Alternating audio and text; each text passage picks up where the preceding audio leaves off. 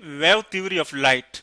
Students, इससे पहले हमने लाइट की पार्टिकल नेचर पर बात की, जो कि पेश की थी सबसे पहले न्यूटन ने।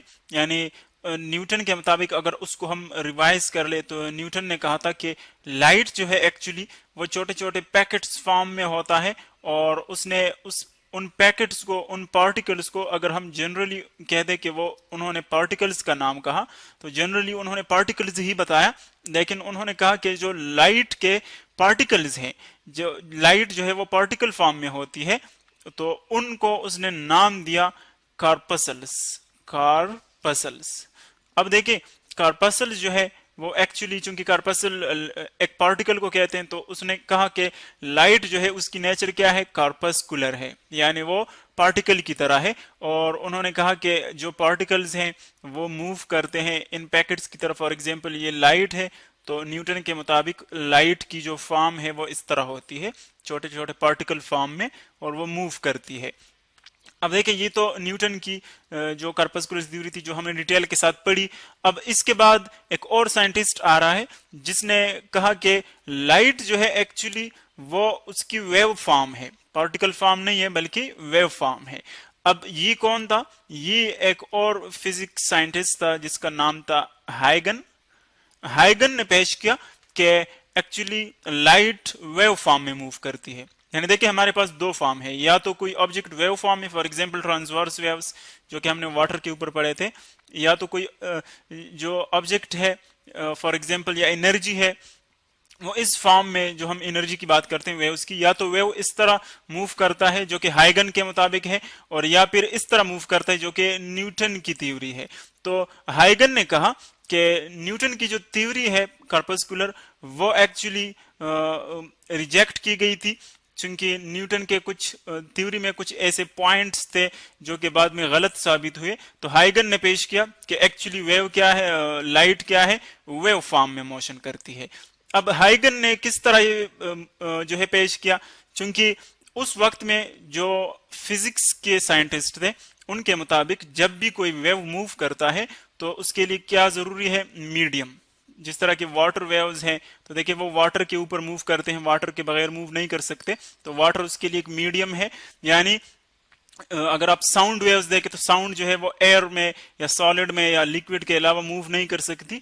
तो कोई भी वेव्स उनके मुताबिक जब मूव करता है तो वो कह देते कि इनके लिए मीडियम जरूरी है, मीडियम के अलावा वो मूव नहीं कर सकता। तो जब लाइट को वेव फॉर्म में पेश किया गया तो फिर साइंटिस्ट ने कहा कि स्पेस में, हमारे इर्द गिर्द जितना भी स्पेस है, जो यूनिवर्स है, वहां पर एक मीडियम एग्जिस्ट करती है जिसको उन्होंने नाम दिया ईथर का। यानी ईथर एक मीडियम है जिसमें लाइट वेव्स जो है वो मूव करते हैं, और इस मीडियम के अलावा वो मूव नहीं कर सकते। अब देखिए, फिगर 1 में हमने लाइट को वेव फॉर्म में दिखाया हुआ है कि जो उन्होंने पेश की एक्चुअली इलेक्ट्रोमैग्नेटिक वेव है। देखिए, उसमें हमारे पास दो फील्ड्स हैं, हमने दिखाए हुए हैं। एक जो फील्ड है वो है मैग्नेटिक फील्ड, देखिए ऊपर वाला हमने शो किया हुआ, ये मैग्नेटिक फील्ड जो कि बी से हमने शो किया हुआ है, ये मैग्नेटिक फील्ड वेक्टर है। और जो ये वाला पार्ट है ये इलेक्ट्रिक फील्ड वेक्टर है जो कि हमने ई से शो किया हुआ है। अब देख रहे हैं यहां पर, देखिए जो क्रिस्ट है, हर दो क्रिस्ट के दरमियान जो डिस्टेंस है उसको हम वेवलेंथ कहते हैं, वो हमने यहाँ पर भी शो किया हुआ है। देखिए, इस पीक के दरमियान और इस पीक के दरमियान ये वेवलेंथ है। तो अकॉर्डिंग टू हाइगन, लाइट वेव्स, लाइट जो है वो किस फॉर्म में मूव करती है, वेव फॉर्म में मूव करती है। और उन्होंने कहा कि स्पेस में एक्चुअली एक मीडियम पाई जाती है जिसको हम ईथर कहते हैं, और उसकी मदद से लाइट जो है वो ट्रेवल करती है। अब देखें, उसने, हाइगन ने तो ये अपनी थ्योरी पेश की कि ये वेव फॉर्म में होती है, पार्टिकल फॉर्म में नहीं होती। तो फिर इसको एक और सपोर्ट किसने किया, यानी कौन कौन से आर्गुमेंट्स है जिनकी बिना पर हम कह सकते हैं कि ये हमारे पास वेव फॉर्म में मूव करती है। तो अगर आप देखें, सबसे जो स्ट्रॉन्ग एविडेंस है वो इंटरफेरेंस फिनोमेना का सामने आ गया। इंटरफेरेंस हमने पढ़ा भी था कि जब आपके पास दो वेव्स इस तरह मिलते हैं, फॉर एग्जांपल दो वेव्स हैं कि वो इस तरह कंबाइन हो जाए, सपोज कि ये एक वेव है, सपोज देखिए दिस इज वन वेव, और ये दूसरे वेव के साथ इस तरह कंबाइन हो जाए कि देखिए इसका जो क्रिस्ट है, ये वाला पार्ट, ये दूसरे के क्रिस्ट के ऊपर आ जाए, और इसका ट्रफ दूसरे के ट्रफ के ऊपर आ जाए। इसीलिए इस तरह दूसरा जो क्रेस्ट है वो इसके क्रेस्ट के ऊपर, यानी जब दो वेव्स की फ्रीक्वेंसी और एम्पलीट्यूड सेम हो और वो एक दूसरे के साथ इस तरह कंबाइन हो जाए कि क्रेस्ट क्रेस्ट के ऊपर और ट्रफ ट्रफ के ऊपर आ जाए, तो इस कॉम्बिनेशन को हम क्या कहते थे?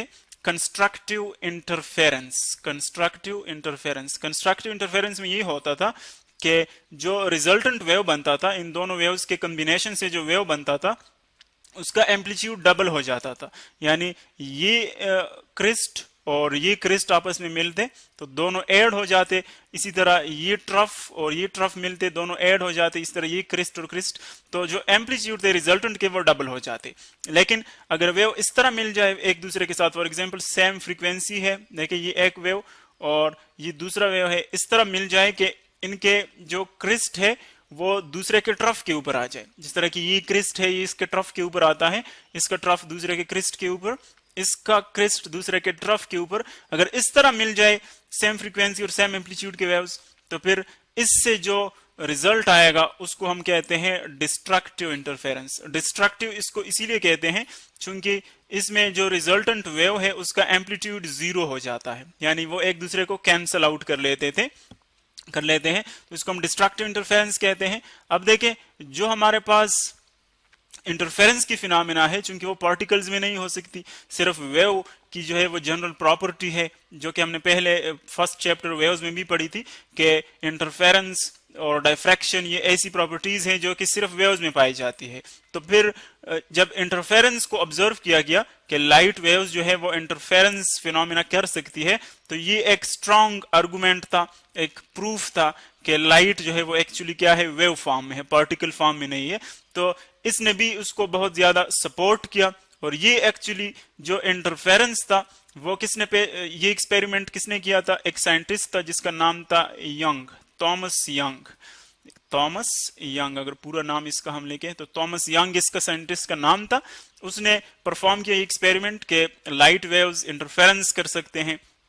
तो इसने भी जो हाइगन का जो प्रेजेंटेशन था, जिसने ये प्रेजेंट की थी थ्योरी, इसको सपोर्ट किया कि लाइट क्या है, वेव फॉर्म में पाई जाती है। इसके बाद और भी इसके पास कुछ प्रूफ्स आ गए। एक और साइंटिस्ट आ गया जिसका नाम था मैक्सवेल।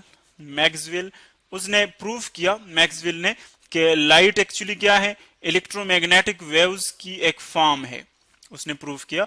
तो जब उसने ये प्रूफ किया, देखिए ईएम यहां पर हम शो करते हैं इलेक्ट्रोमैग्नेटिक वेव्स को, उसने ये शो किया कि लाइट वेव्स इलेक्ट्रोमैग्नेटिक वेव्स का एक फॉर्म है। तो फिर ये और भी जो है एविडेंस सामने आ गई कि एक्चुअली लाइट जो है वो वेव फॉर्म में पाई जाती है, क्योंकि इलेक्ट्रोमैग्नेटिक वेव्स जो है उसका एक पोर्शन है, तो इसीलिए लाइट को हम क्या कहेंगे, वेव फॉर्म उसको कहेंगे।